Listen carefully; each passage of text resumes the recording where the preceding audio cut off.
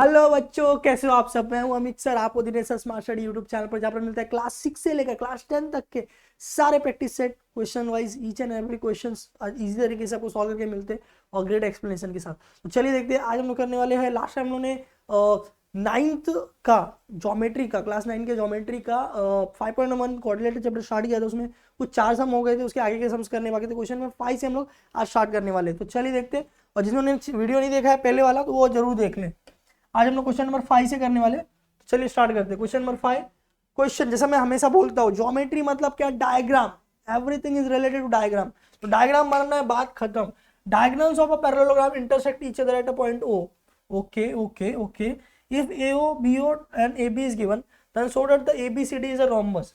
Okay, first of all क्या बोल रहा है? फर्स्ट ऑफ ऑल बोल रहा है कि ABCD करके कोई तो पैरेललोग्राम है। फॉर एग्जांपल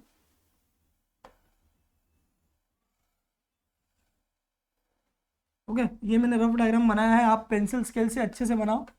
ABCD, और जहाँ तक मुझे समझ में आ रहा है यहाँ पर AO BO दिया हुआ है, तो इंटरसेक्टेड पॉइंट O मतलब क्या? मतलब इनके डायगोनल्स आपस में O पे इंटरसेक्ट कर रहे हैं, यहाँ पर O आएगा। Okay, that's the thing.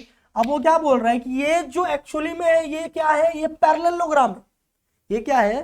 Parallelogram है जिसमें AO दिया हुआ है फाई, मतलब ये वाला लेंथ।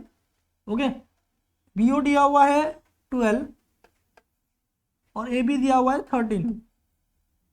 ओके, ये वैल्यू दी हुई है। AO कितना दिया है? 5 दिया है। ओके, और BO 12 दिया है, और AB कितनी दी हुई है? 13 दी हुई है। और आपको क्या बोला है कि ये पैरेललोग्राम जो है वो रोम्बस है। ऐसा प्रूफ करूं तो ये प्रूफ करने वाला समय, प्रूफ करने वाले में याद रखो, जैसे मैंने सॉल्व करता हूँ, जब भी मैं सम सॉल्व करता हूँ तो मैं आपको बताता हूँ कि आप टू फाइंड लिखो और सॉल्यूशन लिखो। बट जब हम टू प्रूफ जैसे सम सॉल्व करते हैं तो उसमें हमें बहुत सारी चीजें लिखनी पड़ती है, जैसे कि हमें गिवन लिखना पड़ता है। ओके, फिर टू प्रूफ लिखना पड़ता है, और उसके बाद जो यहां पर आप लिखते हो वो प्रूफ होता है। प्रूफ का मतलब कि आप प्रूफ करके दिखा रहे हो, इसको हम सॉल्यूशन भी बोल सकते हैं। ओके, सो गाइज ये सारी चीजें भरनी होंगी आपको। पहले गिवन, गिवन क्या दिया है कि भाई ट्राइंगल ABCD पैरेललोग्राम है। ABCD इज पैरेललोग्राम, ये आपका गिवन है, जिसमें जिसमें आपको कुछ लेंथ दी हुई है। AO जो है वो 5 है, BO 12 है, और AB 13 है। ये आपको गिवन है। आपको क्या प्रूफ करना है कि ये जो ट्राइंगल ABCD है वो रोम्बस है। हाँ, तो उसके लिए क्या करना पड़ेगा सर? आप तो बोलते हो कि हमेशा डायग्राम आपको गाइड करेगा। डायग्राम इसमें कैसे गाइड करेगा? याद रखो, पैरेललोग्राम में और रोम्बस में, पैरेललोग्राम रोम्बस कब बन जाता है? ओके, तो उसके सर्टेन कंडीशंस है। उसके सबसे मेन कंडीशन ये है कि ये जो एंगल होता है ये पैरेललोग्राम में किसी भी एंगल का हो सकता है, बट वो रोम्बस में हमेशा 90 डिग्री होता है। मतलब ये एंगल हमेशा 90 डिग्री होता है। मतलब आपको ये प्रूव करना है कहीं ना कहीं कि ये AO जो है वो परपेंडिकुलर है BO के, या इसको अगर दूसरे लैंग्वेज में बोले तो AO बोल सकते हैं is perpendicular to BD। AO BD के ऊपर परपेंडिकुलर है। ये वाला जो एंगल है 90 डिग्री है। ओके, और ये दूसरा लैंग्वेज में बता रहा था। दूसरा लैंग्वेज आपको ये प्रूफ करना है, ये टू प्रूफ में ही आएगा सब कुछ। हाँ, टू प्रूफ में ही आएगा कि एंगल AOB इज 90 डिग्री। ये अगर आपने प्रूफ कर दिया तो ये रोम्बस बन जाएगा। पैरेललोग्राम रोम्बस तभी बनता है जब उनके डायगोनल जो इंटरसेक्ट कर रहे हैं उनके बीच की एंगल 90 डिग्री हो। तो ये 90 डिग्री कैसे भी लेके आना है, अगर वो ला दिया आपने, बस गेम खत्म, इट्स रोम्बस। सो यहां पर आपको हिंट ये मिल रहा है कि आपको ये वैल्यूज दी गई है। ये गेम एंगल्स का है, बट एंगल्स के एक भी मेजरमेंट नहीं दिए हुए। समझ रहे हो? गेम एंगल्स का, हमें एंगल 90 प्रूव करना है, बट एक भी एंगल नहीं दिया हुआ है, बट ये वैल्यू दिया हुआ है, और वैल्यू भी स्पेसिफिकली दिया हुआ है।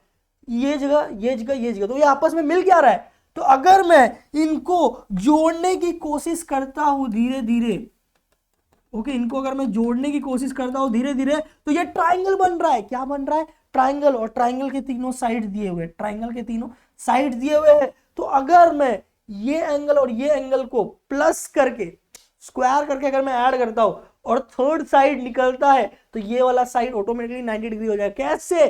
पाइथागोरस थ्योरम, कुछ याद आया कि नहीं? अगर दो साइड के स्क्वायर का एडिशन थर्ड साइड के इक्वल हो तो that's a right angle triangle. तो ये एंगल कितना हो जाएगा? 90 डिग्री। तो बस हमें यही प्रूफ करना है। डायग्राम ने आपको हिंट दिया, चलिए काम चालू करिए, काम चालू करिए फटाफट।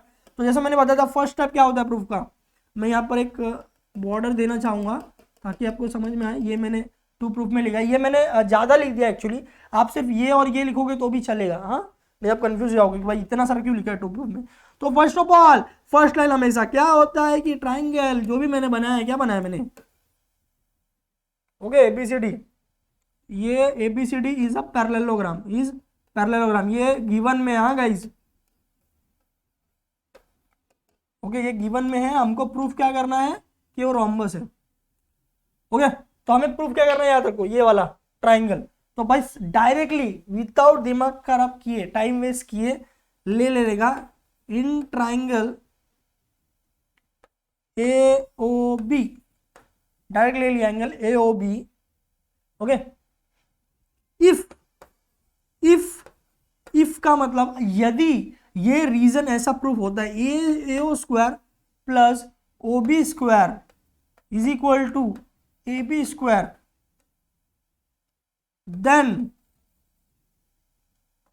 Then angle A O B is equal to 90 degree. अब इसमें क्या लिखोगे सर, रीजन में क्या लिखो सर, कन्वर्स, क्या लिखना है, कन्वर्स ऑफ पाइथागोरस थ्योरम। सीधा मुद्दे पे आने का, ज्यादा पकाने का नहीं तो आप देखोगे तो यही सेम क्वेश्चन आपको बहुत जगह पे बहुत लंबा चौड़ा लिखेगा। मेरा सेम फंडा है, डायग्राम के साथ सॉल्व करो, पॉइंट पे आओ डायरेक्ट, इधर इधर उधर घुमाने का नहीं स्टोरी, सीधा पॉइंट पे। वो ट्राइंगल से काम निकल रहा है, ट्राइंगल पे मैं डायरेक्ट आ चुका हूं, और कुछ मैंने लिखा नहीं लिखा। तो यदि A O square plus O B square A B square होगा तो ए ओ बी 90 डिग्री होगा। आप बोलोगे सर मुझे कैसा मालूम पड़ेगा कि भाई ये पाइथागोरस का जो सेट बनाना है A O square O B square होगा, A O square plus A B square भी तो हो सकता है। तो भाई देखो ना इधर, तुमको प्रूफ क्या करना है, A O B is 90 degree, O angle को 90 प्रूफ करना है ना। और जो याद है आपको पाइथागोरस में क्या होता है, जो 90 डिग्री होता है उसके आजू बाजू वाले साइड्स को ऐड किया जाता है, स्क्वायर करके ऐड करते तभी तो उसका हाइपोटेनियस निकलता है ना। हाइपोटेनियस मतलब अपोजिट टू 90 डिग्री। तो उसके अकॉर्डिंग हमने लिखा है हाइपोटेनियस, यहाँ पर लिया स्क्वायर और बाकी दोनों को ऐड स्क्वायर करके ऐड किया। समझ में, दिमाग कहाँ पर लगा है, बस वही करना है। तो यही हम होता है क्या चेक करना है, तो होता है क्या वो चेक करेंगे। सो ए ओ स्क्वायर, ए ओ कितना है, ए ओ गिवन है ना 5 है, तो 5 का स्क्वायर प्लस ओ बी कितना है 12 का स्क्वायर। ओके ये क्या है एक्चुअली, ये A O square plus O B square है, इसको हम लोग क्या बोलेंगे, एल एच एस बोलेंगे। ये मैंने यहाँ पर लिखा नहीं, आप लिख लेना। और हम लोग आर एच एस लेंगे, R H S equal to what, A B square. Okay तो मैंने एक एल एच एस लिया है, एक आर एच एस लिया है, एल एच एस को एक पार्ट में लिया है, आर एच एस को एक पार्ट में लिया है। अब मैं चेक करूंगा कि दोनों इक्वल होते हैं कि नहीं। तो एल एच एस में अगर आप देखोगे तो कितना है, A O square plus O B square, A O square plus O B square 5 square plus 12 square, 5 का स्क्वायर 25, 12 का स्क्वायर 124, 144 प्लस 25 169, ये एल एच एस आया। आर एच एस देख लेते हैं, ए बी का स्क्वायर, ए बी कितना है, ए बी कितना है, ए बी कितना है, ए बी कितना है, A B is what, A B is 13, A B is 13, तो 13 का स्क्वायर कितना होगा 169। तो therefore LHS is equal to RHS, LHS RHS equal है ना 169 169,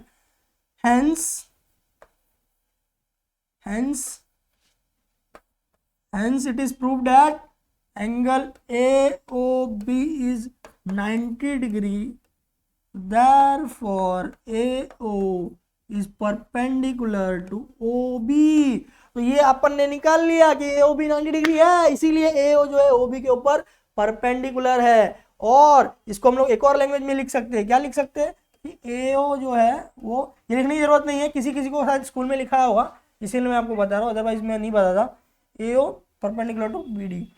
तो जब ये प्रूफ हो गया तो बात खत्म ना भाई। AO तुमको क्या प्रूफ करना था, AO परपेंडिकुलर OB, OB हो गया 90 डिग्री भी आ गया, तो therefore ABCD is a rhombus, therefore ABCD is rhombus। अब बोलोगे सर कुछ रीजन दोगे कि बस ऐसे ही लिख रहे हो, तो मैं यहाँ पर रीजन देना चाहूंगा यहाँ पर कि parallelogram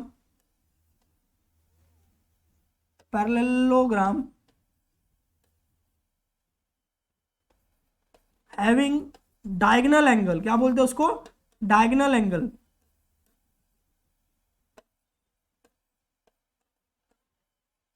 is 90 degree, having diagonal angle 90 degree,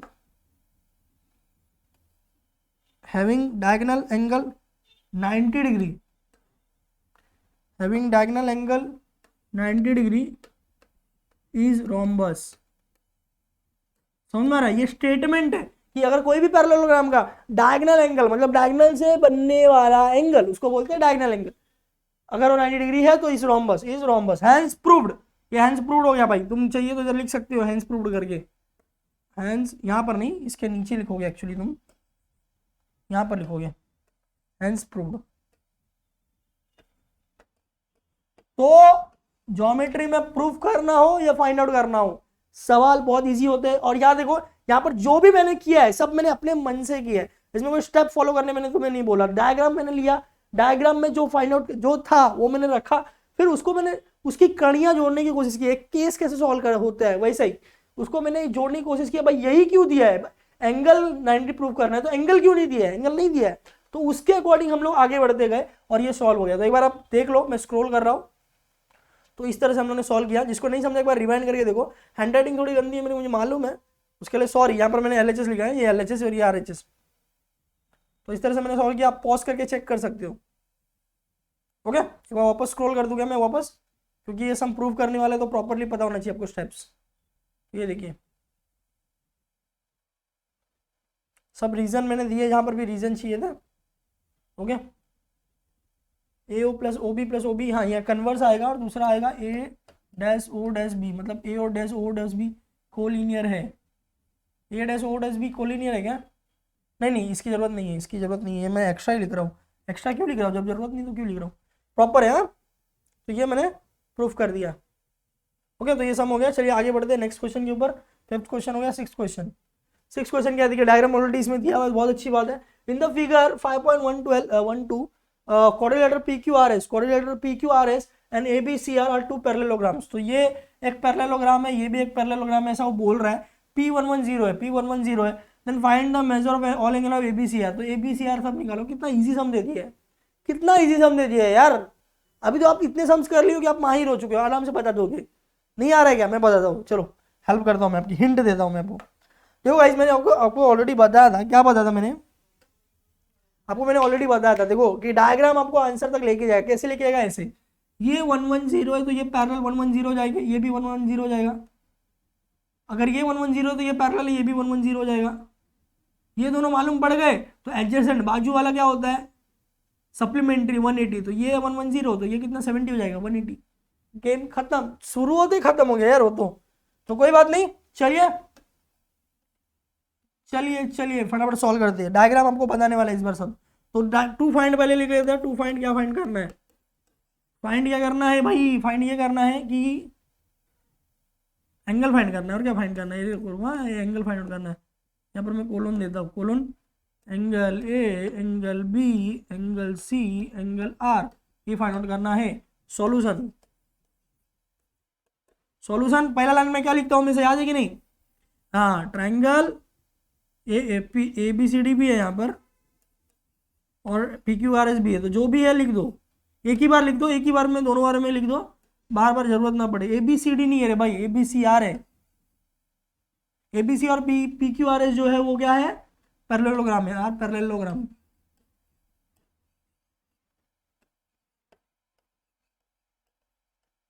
okay, उसके बाद क्या हो जाएगा, बहुत सिंपल है। Angle P is equal to angle R। Okay, P is equal to R is equal to 110 degree.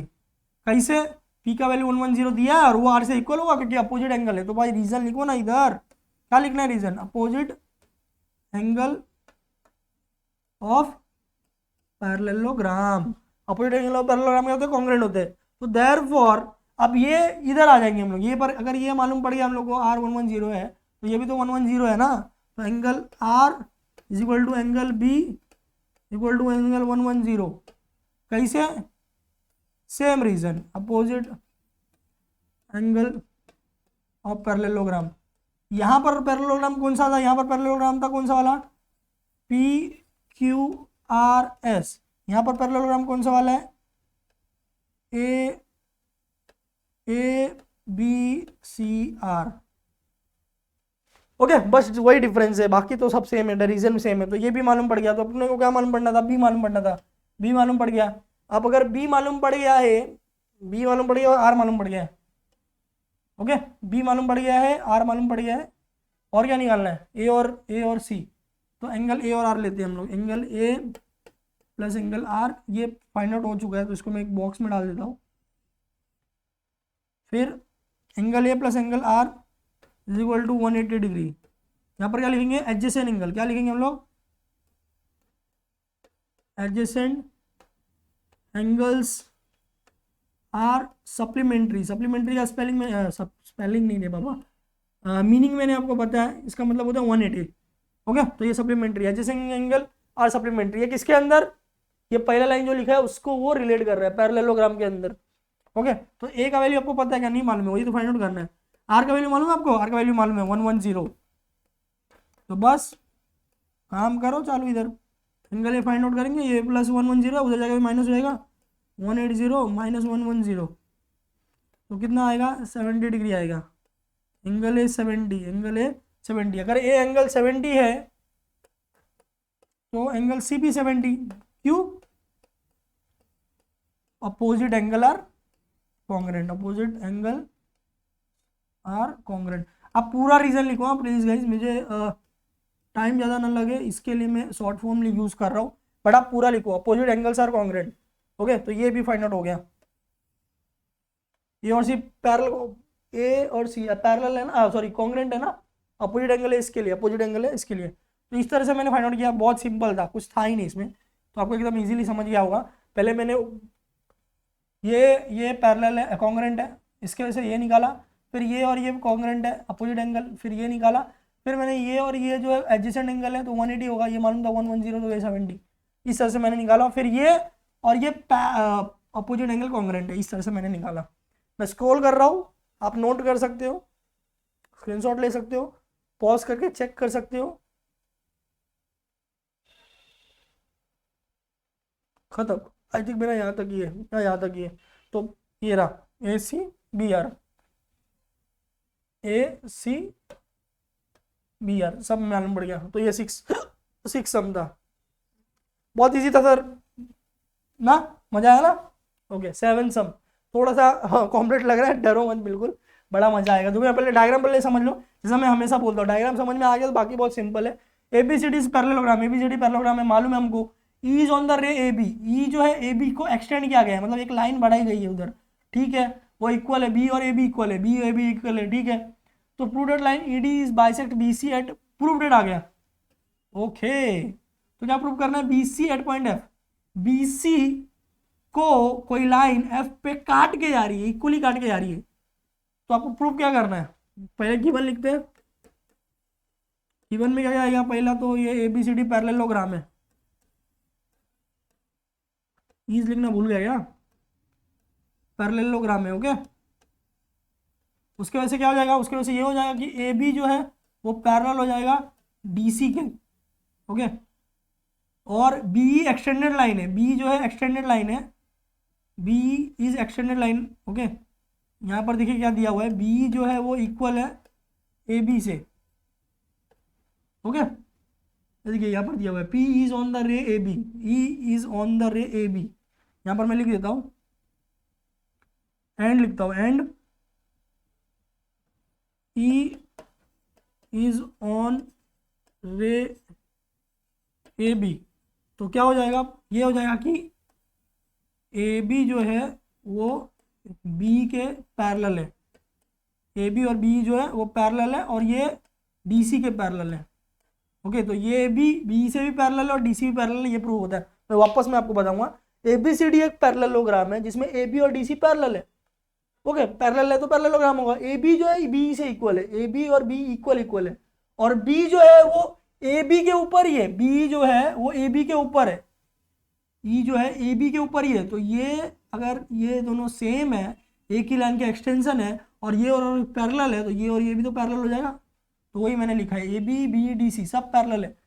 ये रहा, ये ए बी लाइन, ये बी लाइन और ये डी सी लाइन, तीनों लाइन पैरेलल है, वो मैंने लिखा है। और क्या बोल रहा है, ये गिवन हो गया पूरा, ये गिवन हो गया, हाँ गिवन हो गया, ओके ठीक है। चलिए अब टू प्रूव निकालते। टू प्रूव क्या है, टू प्रूव आपको यही करना है कि क्या पूछा देखिए, prove that ED bisect BC at F. ED जो है, ईडी जो है वो बीसी को बाइसेक्ट कर रहा है, और बाइसेक्ट का मतलब होता है बाय टू सेक्ट, मतलब काटना। तो दो इक्वल पार्ट में काट रहा है, मतलब इनडायरेक्टली आपको ये प्रूव करना है, indirectly F P is equal to F B is equal to F C. ये आपको फाइनल कंक्लूजन लेके आना है, F B is equal to F C. ये और ये इक्वल है, अगर ये इक्वल है मतलब ये इसको इक्वल पार्ट में काट रहा है, ये हो जाएगा। और उसके लिए आप क्या कर सकते हैं, देखो अगर आप डायग्राम में ध्यान से देखो तो एफ सी को एफ बी से इक्वल प्रूफ करना है। उसके लिए हम लोग क्या कर सकते हैं, ये अगर एक ट्राइंगल है, अगर आप समझो कि ये एक ट्राइंगल है, ये एक ट्राइंगल है और ये एक ट्राइंगल है, अगर इन दोनों ट्राइंगल को प्रूफ कर दिया जाए, इन दोनों ट्राइंगल को प्रूफ कर दिया जाए, इन दोनों ट्राइंगल को प्रूफ कर दिया जाए, तो ये और ये साइड ऑटोमेटिकली कॉन्ग्रेंट हो जाएगा ना। ओके तो बस हमें वो दोनों ट्राइंगल को कॉन्ग्रेंट प्रूफ करना है। तो ये टू प्रूफ में ये वाला लास्ट पार्ट है, ये लास्ट पार्ट है, मतलब ये प्रूफ करना ही है। इसके साथ और क्या क्या प्रूफ करना है, देखो हमें ये प्रूफ करना पड़ेगा कि ट्राइंगल डी सी एफ वो कॉन्ग्रेंट है, डी सी एफ कॉन्ग्रेंट है ई बी एफ के। ओके ई बी एफ के ये अगर कॉन्ग्रेंट हम लोग प्रूफ कर देते तो ये ऑटोमेटिकली प्रूफ हो जाएगा। तो इनडायरेक्टली हमें ये प्रूफ करना है। ओके तो टू प्रूफ भी मालूम पड़ेगा, प्रूफ करेंगे हम लोग। चलिए प्रूफ करते हैं। प्रूफ को हम लोग और क्या लिखते हैं मालूम है ना, सॉल्यूशन। तो चलिए चालू करते हैं, सीधे टॉपिक पे आते हैं। पहला लाइन हम लोग हमेशा यही लिखते हैं, A B C D is parallelogram.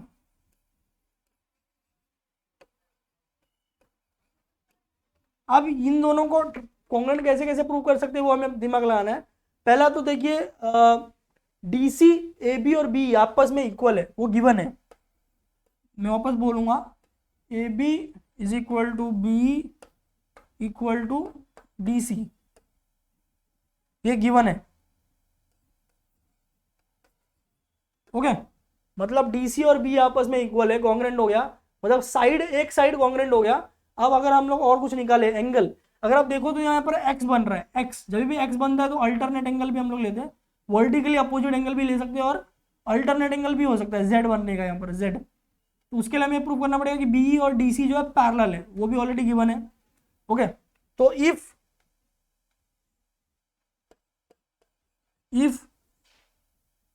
क्या गिवन ही है ना, गिवन है, इफ क्या है वो, B B B is parallel to D C. Okay therefore angle DCF is congruent to angle DCF जो है वो कॉन्ग्रेंट होगा EBF के। मैं आपको दिखाना चाहूंगा DCF EBF के कॉन्ग्रेंट होगा, क्योंकि ये Z बन रहा है। ओके तो इसको हम लोग बोलते हैं अल्टरनेट एंगल, बोलते हैं क्या बोलते हैं इसको, अल्टरनेट एंगल।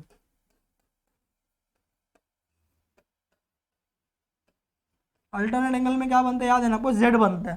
तो DCF और EBF हो गया, DCF और EBF सेम यहां पर भी होगा ना अल्टरनेट एंगल, देखिए यहां पर ये वाला।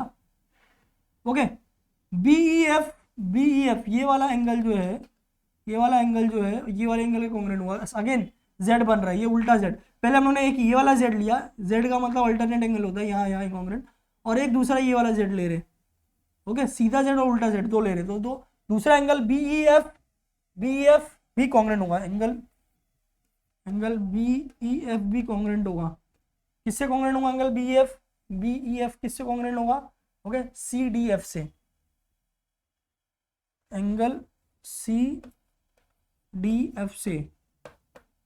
और यहां पर ऑलरेडी दिया हुआ है, क्या दिया हुआ है कि डी सी बी के इक्वल है। इसको मैं 1 दे देता हूं, बाय 1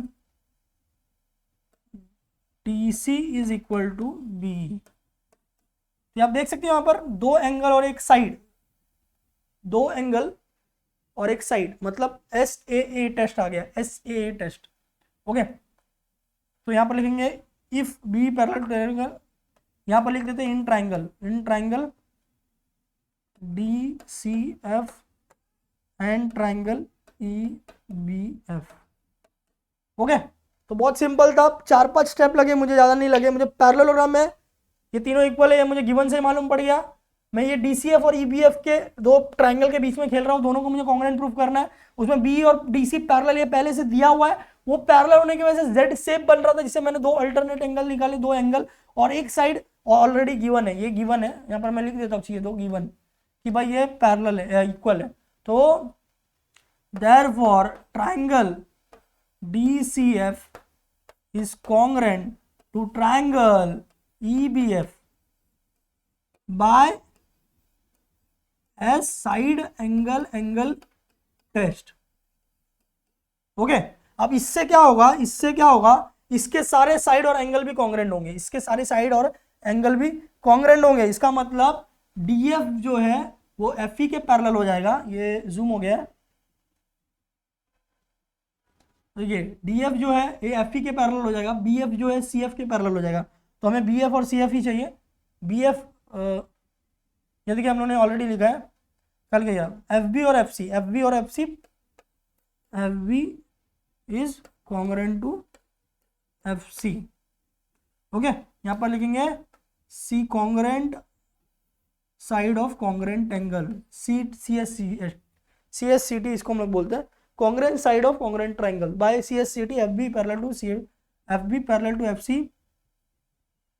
therefore hence proved।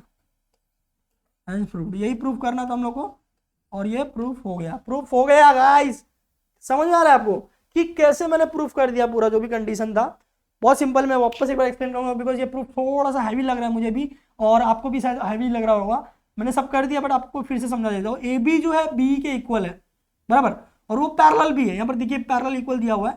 फिर AB जो है DC से पैरेलल, जब AB DC पैरेलल इक्वल है तो ये तीनों आपस में पैरेलल हो जाएंगे। तो वही चीज मैंने लिखी है, ABCD parallelogram, AB parallel to DC, B equal to AB, B equal to AB। Therefore AB और BE और DC तीनों आपस में पैरेलल है, AB parallel to BE parallel to DC। Okay, ये बात हो गई। दूसरी, हमें ये प्रूफ करना है कि ये जो लाइन जा रही है इक्वल पार्ट में काट रही है, तो उसके लिए FB और FC इक्वल चाहिए, FB FC इक्वल चाहिए, तो ये टू प्रूफ में आ जाएगा। और वो कब होगा? जब ये दोनों ट्रायंगल कॉन्ग्रुएंट प्रूफ होंगे, तो वो भी मैंने टू प्रूफ में लिख दिया, DCF और EBF को पैरेलल प्रूफ करना है। अब मेरा एक ही टारगेट होगा कि उन दोनों ट्रायंगल को मैं कैसे भी कॉन्ग्रुएंट प्रूफ कराऊं। उसके लिए मैंने क्या किया, उसके मैंने प्रूफ लिया ABCD इज अ पैरेललोग्राम, जैसा कि हम लोग लिखते हैं। उसके बाद पहला लाइन मैंने ये लिखा कि भाई तीनों इक्वल है। कैसे इक्वल है भाई? गिवन है AB BE DC इक्वल है, गिवन में हम लोगों ने निकाल दिया था। AB BE DC सब पैरेलल और इक्वल है, तो B और AB इक्वल है, तो DC से भी इक्वल हो जाएगा, ये गिवन हो गया।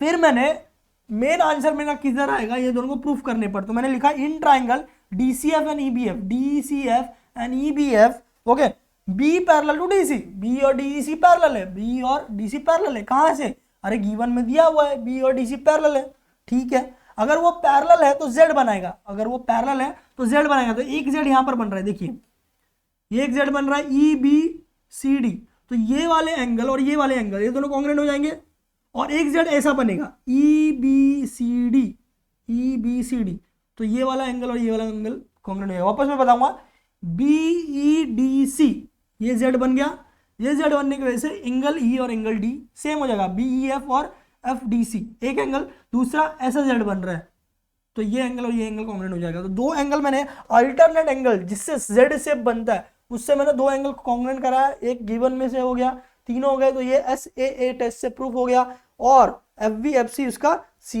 CT हो गया। ओके, CSCT मतलब congruent side of congruent triangle. तो इस तरह से मैंने ये पूरा प्रूफ कर दिया। ये 7th क्वेश्चन था। ओके गाइस, बड़ा मजा आया। एक बार मैं स्क्रॉल कर देता हूँ, आप देख लो वापस। आपको सिर्फ डायग्राम समझ में आना चाहिए। डायग्राम अपने समझ में आया, आपको कैसे करना है ये समझ में आ गया, तो बाकी बहुत ईजी है, चाहे वो फाइंड करना हो या प्रूफ करना हो। ओके, तो इस तरह से था ये पूरा। ओके, और आई थिंक ये हम लोग ने 5th किया, हम लोग ने 6th किया, हम लोग ने 7th किया। ओके, कोई बात नहीं, तीनों सम हो गए।